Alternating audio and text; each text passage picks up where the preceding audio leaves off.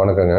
Success ப்ராப்பர்ட்டிலேருந்து CN Balakumar பேசுகிறேன். ஆக்சுவலாக நம்ம ஒரு இடம் வாங்கணும், பர்ச்சேஸ் பண்ணணும் அப்படின்னா என்னென்ன தேவைகள், ஒரு 5 வகையான விஷயம் ரொம்ப முக்கியமான ஒரு விஷயங்க. என்னன்னு பார்த்தீங்கன்னா, ஃபஸ்ட்டு அப்ரூவ்டு. அது நீங்கள் என்ன அப்ரூவ்டு அப்படின்றத முதல்ல செக் பண்ணிக்கோங்க. டிடிசிபி அப்ரூவ்டா இல்லை சிஎம்டி அப்ரூவ்டா, ஏதோ ஒன்று. ஆனால் இந்த 2 தான் இன்றைக்கி அப்ரூவ்டு. Plus RERA சர்டிஃபிகேட்டடு. சரிங்களா? இது ரொம்ப முக்கியமான ஒரு விஷயம். இதை நீங்கள் மெயினாக பார்க்க வேண்டிய விஷயம். அதே மாதிரி லீகல் ஒப்பீனியன், அதாவது ஒரு அட்வொகேட்டை கொடுத்து அதை லீகல், அதாவது அந்த சொத்துக்கு பார்த்தீங்கன்னா உங்களுக்கு லீகலாக எல்லாமே கரெக்டாக இருக்கா, யார் பேரில் இருக்குது, ஈசி போட்டு பார்க்குறது. அந்த ஈசி போட்டு எதுக்கு ஈசி போட்டு பார்க்குறீங்கன்னா, அந்த சொத்து நீங்கள் யார் பேரில் இருக்கோ அவங்க பேரில் தான் இருக்கா இல்லையா அப்படின்றத பார்க்கறதுக்காக தான் இந்த ஈசின்ற விஷயம். மெயினாக அந்த நம்ம சைட்டுக்கும் மெயின் ரோடுக்கும் ரோடு ஆக்சஸ் என்ன லெவலில் இருக்குது.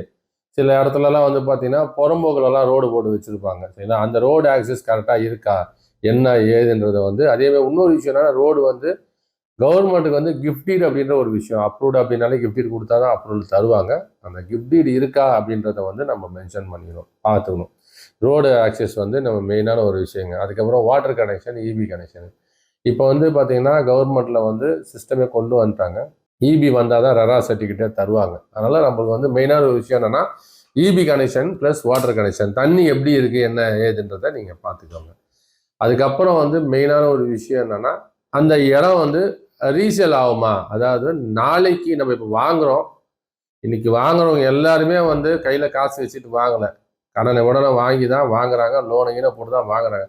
நாளைக்கு அந்த இடம் ரீசேல் எப்படி போகும் அப்படின்ற ஒரு விஷயத்த பார்த்துக்கோங்க. இதை எப்படி பார்க்கணும் அப்படின்னா, அந்த ஏரியாவோட லொக்கேஷன் சுற்றி என்ன இருக்குது. இப்போ நான் ஒரு லேஅவுட்டு போட்டேன், என்கிட்ட கேட்டவங்க என்னன்னா, சார் லேஅவுட்டு போட்டிருக்கீங்க, பின்னாடி கிட்டத்தட்ட ஃபுல்லாகவே பட்டா இடம் வேக்கண்டாக இருக்குதுன்றாங்க. பெரிய விஷயம் சார். அந்த இடம் வாங்குறீங்க, எப்படி இருந்தாலும் பின்னாடி லேஅவுட்டு போட தான் போகிறாங்க. இங்கே நான் 2300 நான் போட்டிருக்கேன். அப்போ பின்னாடி நம்ம போட்டு விற்றதுக்கு அப்புறமா ரோடு ஆக்சஸில் மூலயமா பின்னாடி லேஅவுட் போடுறவங்க அதே 2300 போடுவாங்களா? அப்போ பின்னாடி வேக்கண்டாக இருந்தால் மட்டும்தான் நாளைக்கு இதோட ரேட்டு அங்கே லேஅவுட் போடும் போது இதோட ரேட்டு ஏறும். ஆன் ரோட்டில் இருக்குதான்னு பாருங்க.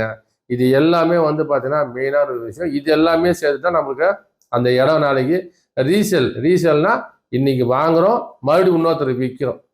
அந்த மாதிரி ரீசேல் போதா அப்படின்றத பார்த்து கரெக்டாக செலக்ட் பண்ணி வாங்கிக்கோங்க. இன்னொரு விஷயம் என்னன்னா, டாக்குமெண்ட் கிளியர் டாக்குமெண்ட். அதான் சொன்னேன், அதில் காம்போவாக எல்லாமே வந்துடும். ஈஸி வந்துடும், பட்டா சிட்டா அடங்கல் எல்லாமே வந்துடும். இதை நீங்கள் மெயினாக பார்த்துக்க வேண்டிய விஷயம்.